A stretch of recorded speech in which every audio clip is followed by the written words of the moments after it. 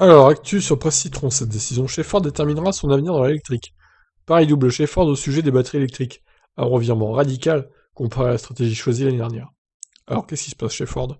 Dans le Michigan, un nouveau centre de développement de batteries électriques va être construit par Ford.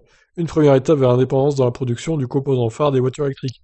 Et un moyen de se séparer de son actuel fournisseur sud-coréen, sur qui il comptait pour son approvisionnement.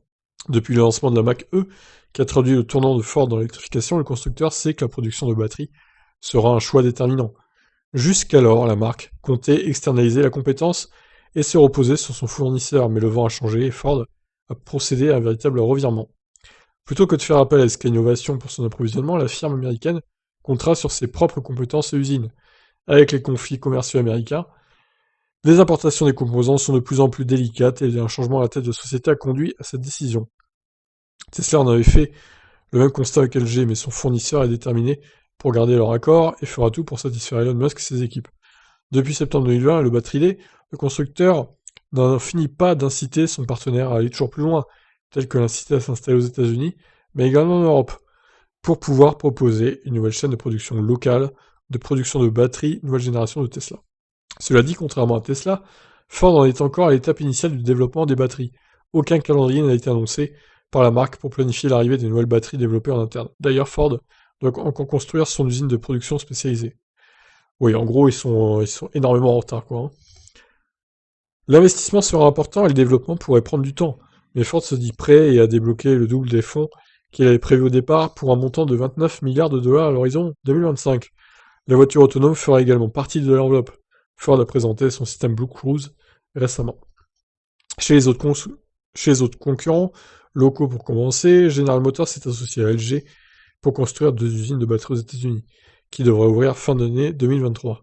C'est lointain, fin d'année 2023, c'est lointain, 2 ans et demi, quoi.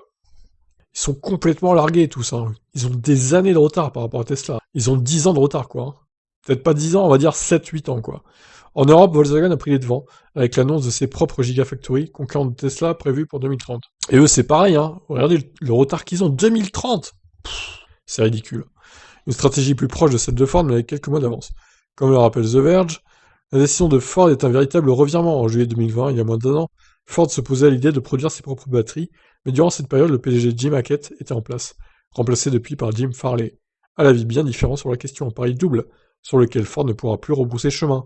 D'autant plus que la marque prévoit l'arrivée de son pick-up F-150 électrique.